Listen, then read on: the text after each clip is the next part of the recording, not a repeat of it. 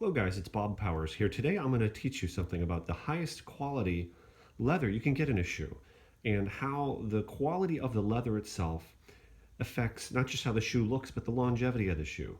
Now I've picked three shoes here. This is a pair of Bostonians. I purchased these probably about 10 years ago, okay? So this retailed probably for about $90. I would say of the leather sold genuine leather upper shoes, this would kind of be at the bottom end. Okay, so it's not a cheap plastic vinyl shoe, but usually you could get this shoe for about $70. Okay, and this is a loafer, wingtip loafer. This is a pair of Allen Edmonds. Allen Edmonds, this shoe is a Park Avenue calfskin. It's a high grade of leather, top grain leather. This shoe retails for about $395. I didn't pay that much for them, but you can get them on sale, seconds, factory seconds. You can usually get them for almost half of that, new.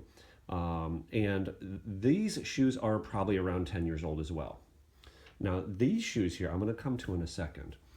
So even when you get genuine leather, okay, air quote shoes, the genuine leather does not mean it is the best quality leather. Leather comes from the skin of an animal, and there's a lot of steps. There's many, many steps to turn the skin of an animal into leather. Okay, the process is called tanning.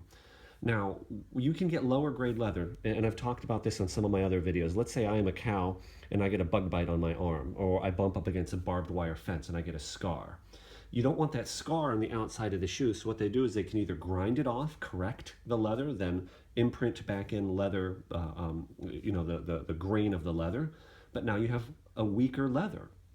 Sometimes they use split grain where they don't even take the top of the skin. They'll take, a layer underneath.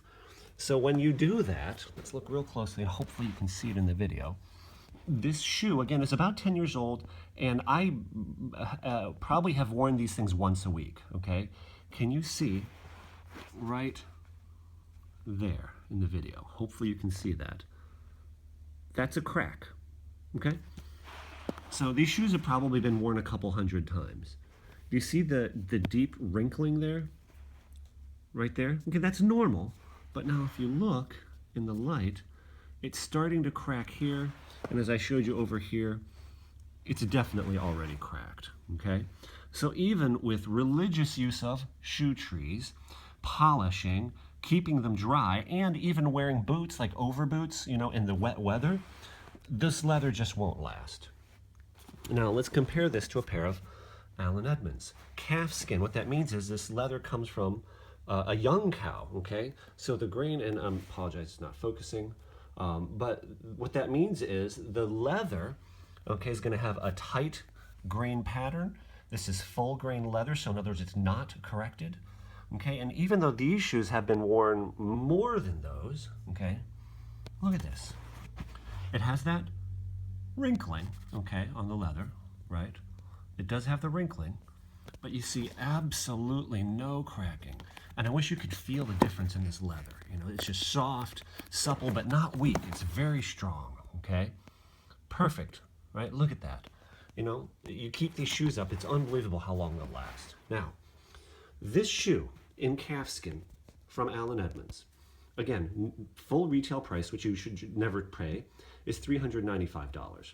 If you were to get this same shoe from Allen Edmonds in a material called Shell Cordovan, S-H-E-L-L, Shell Cordovan. Cordovan can refer to a color, like a burgundy color, but Shell Cordovan is leather, but it comes from the butt of a horse, and I'm not kidding. So where it comes from is from a horse. It comes from like the rear quarters, like the haunches, like the butt of a horse, I guess you could say. And there's only two pieces, one on each side of a horse, about the size of a Thanksgiving dinner plate. If you want to learn about that, I'll put a link down below to Horween Leather and Allen Edmonds. So you get this shoe, calfskin, $395. All you do is you change the material to Shell Cordovan, because the material is so expensive, this shoe becomes $650, okay? Here's a pair of Shell Cordovan shoes. Now, you might say, Bob, they don't look that special. Well, hold on a second. This shoe is not Allen Edmonds, but, I don't have Allen Edmonds shoes laying around. And you can tell from this logo here. First of all, it is a Florsheim shoe, okay? It's probably really hard to see in this video.